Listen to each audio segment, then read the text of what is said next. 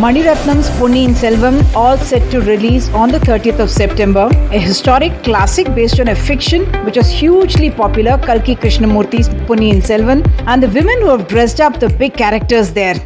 I have Lakhani and Pratiksha, Prashanth.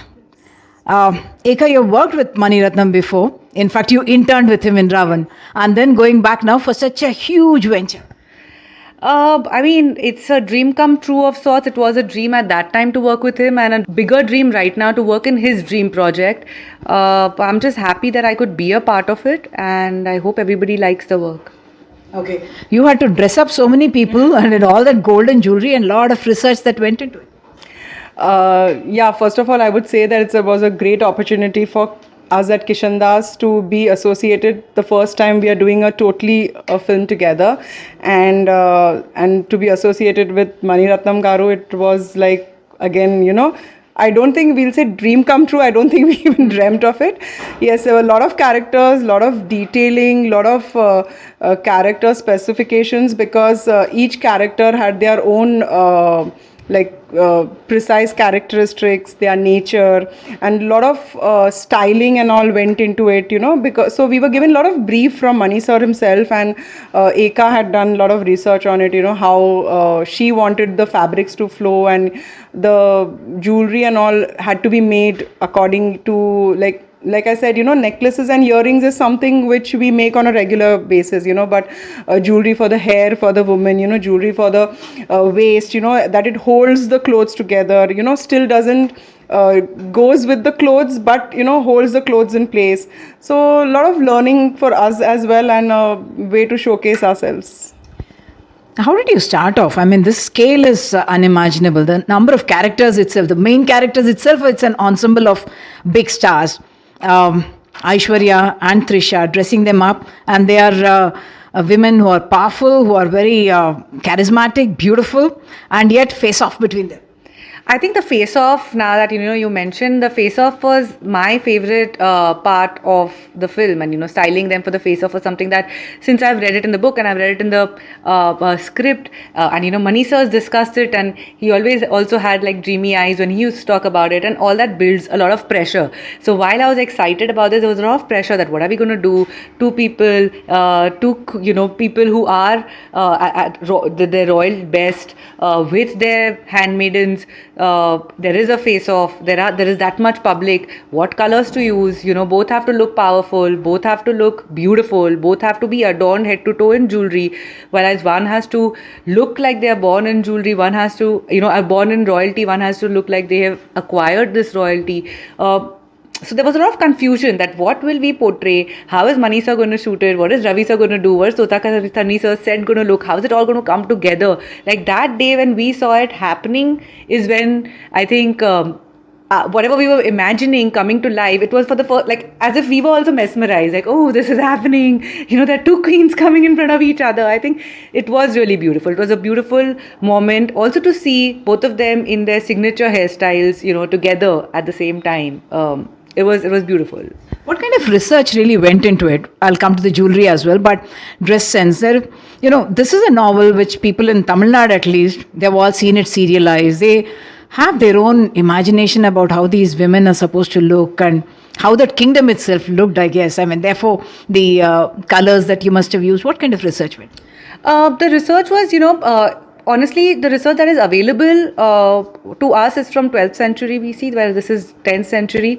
So we had to preempt, and we had to, this could have, or this should have, or this would have happened, or this could have been there, kind of a thing, a world that we were also building, from 10th to 12th century. But I have gone to Tanjore, I have studied the sculptures. Mani sir gave me a team of his historians, his researchers, who helped me at every step, made me understand things rather than just telling me that this has to be done, this doesn't have to be, making me understand why are we doing this. They are Shaivites, they are not Vaishnavites.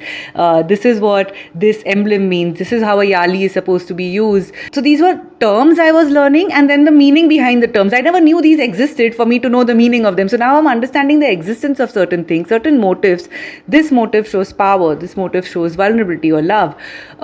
And then using this in, so when I went to Tanjore, I remember in the staircase to the temple, there were a lot of borders that we were seeing. Not borders, engravings that I was seeing. These engravings, I realized that we could use in terms of borders and, printed them. So just the fact that Mani sir showed me a world from which I could pick and choose little elements and then make it into his world. That is the research that probably we did, and we had a lot of detailed notes, highlights from Kalki's novel and from Maniam's illustrations that the audiences have already kept in their mind. So I have a lot of inspiration from those, of course, mixed with Mani sir's vision. So that's how the illustration, the sculptures and Mani sir's vision has come together. And then illustration comes alive as jewelry. That conversion would have been very tough. And all these people being jeweled and wearing it through the thing, and your jewelry also would have been very heavy considering they're bejeweled from top to bottom. Yes.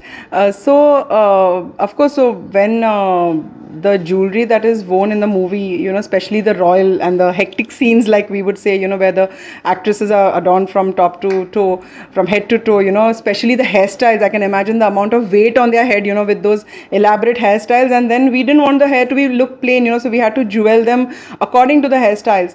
So yes, like the first time we tried out, we got some placement pieces. I got some fake pieces to see as in how it looks, because we can't make a jewelry and try. Because jewelry making takes time, so we had to see what works, what doesn't work, how embellished we want it, so then we had to figure out how to make our pieces a little lighter. So that was also something which was a challenge for us, because we wanted them to wear so much.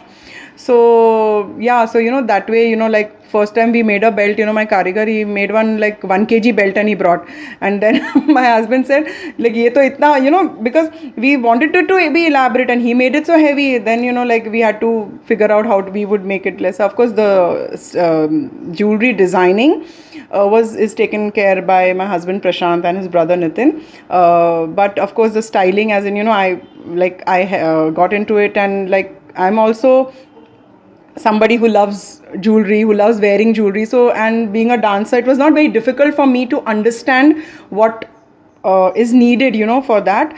But putting everything together and all, it was a learning experience. Regarding the research that went for this, we took into consideration what were the trade routes at that time.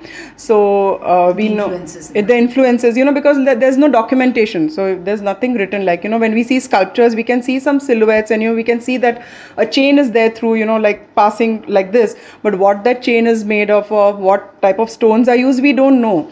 So, we saw, like, we tried to study what were the trade routes. So today, what is Burma? They had great influences. Today, the Golconda area was what is there today. That was closer to or maybe in the Chola Empire. So, some uncut diamonds we have used, but mainly tried to focus on rubies and make the jewelry like that. And like the motifs that were used, like the Cholas, they were Shaivites. So we have seen to it that we don't use any Krishna motifs, we've not used any Namams. So we've surely not used things where we can technically go 100% wrong. We've tried to use, like flowers and, like motifs of birds, and we've used some snake motifs for men, which are there in the temples, which are of the Chola time, and tried to use those and tried our best not to go technically wrong. Okay. You have done not just Mani Ratnam, but like you mentioned, this year itself, Rajahirni and also Karan Johar as well. So they are very, very, very different styles, and obviously the film, the mood of the films itself is very different. Yeah, they're like 3 very different genres in 1 year for me, One is historical period drama that I'm doing with Mani sir, and his world is more inspired by art.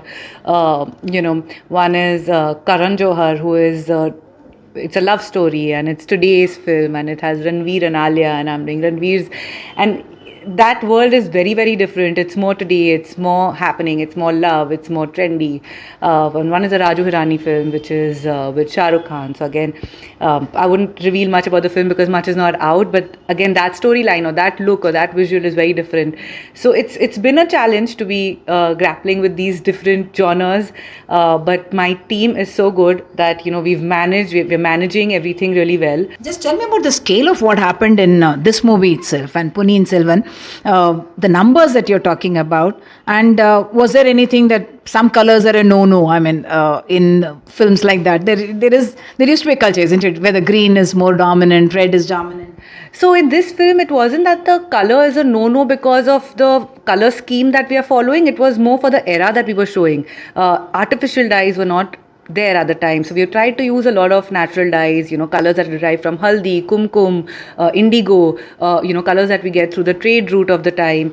Fabrics that are available were cottons, and then we had silks that were coming in again through trade on Kanjivaram. So we've kind of stuck to that. And then of course Ravi sir, Mani sir had a very strong visual voice that they wanted to give for each character.